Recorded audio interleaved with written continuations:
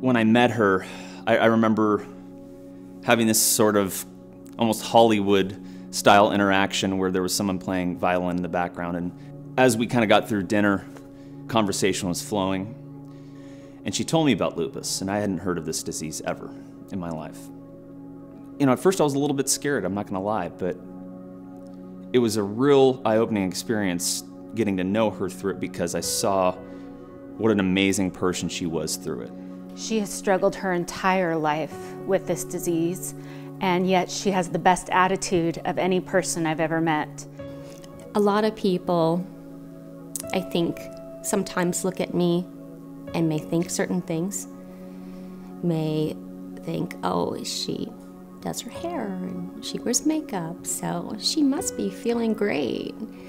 And she doesn't look like she has lupus, or she doesn't have to work, she's so spoiled. She has the easy life. But they don't really know. My name is Kelly, and I have lupus. I would go in and out of the hospital for several years, and my longest hospital stay was actually 5 months. My time in the hospital was really difficult. I had some really great doctors, and then I had some not so great doctors who tried different tactics to somehow break me out of this fog that I was in and to tough love me to recovery. And I had an experience that comes to mind that I don't usually talk about. I was wheelchair bound at the time, and I was very weak, very frail. My muscles had atrophied. My joints were frozen. And they felt that they needed to do tough love. And so they took my wheelchair away, and they said, you are going to walk again. And in order to get to physical therapy, which was down the hall, you're going to have to crawl.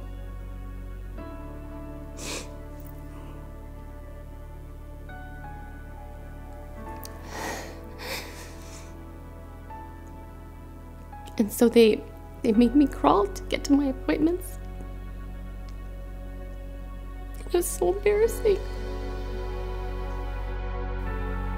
I had to see people stare at me as I was desperately trying to get out of there. I wanted out of there so bad. And I decided at that hospital stay that that was it. I'm not going to let any doctor make me feel like that again. And that I was of value. I wasn't a patient that you could just throw away. That I mattered.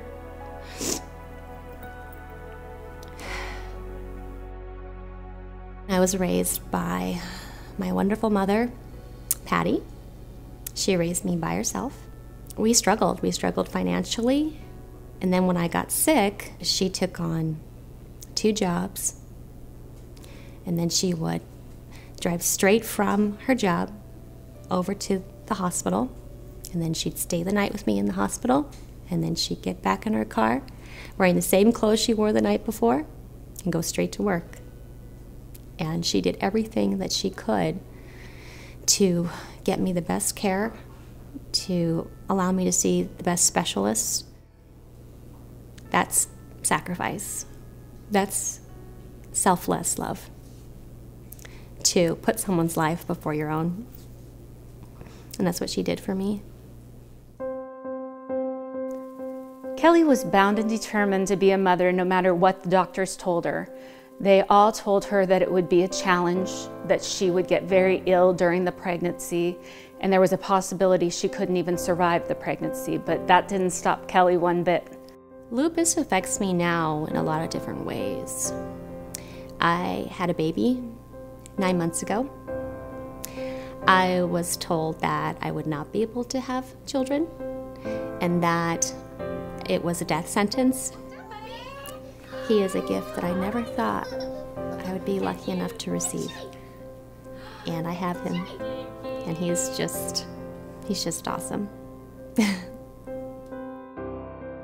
I kind of like to think of myself as a car that needs constant tune-ups. So I'll go into the doctor and I'll have this tune-up or that surgery or this surgery. I've had 4 knee surgeries for joint repair from the arthritis. I've had a kidney procedure. I walked into Molly's Fund. I couldn't believe it. There were people there just like me. I remember kind of almost being shy because I felt like I was meeting a celebrity. But oh my goodness, she's so wonderful.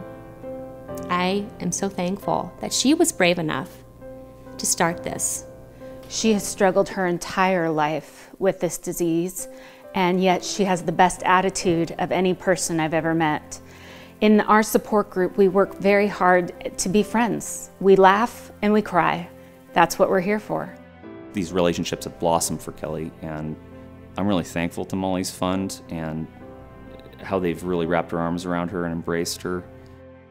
A pastor once said to me, whatever God does not protect you from, He will perfect you through it. And I feel that 100% in my life. Thank you so much for allowing me to share my story about my battle with lupus. This was just a small window into my very elaborate and tumultuous journey I've had. But thank you. All I ask is that you continue to support Molly's Fund so that that next 11-year-old girl that's diagnosed has a chance to live. And not only live, but thrive. Thank you. Thank you, Molly's Fund.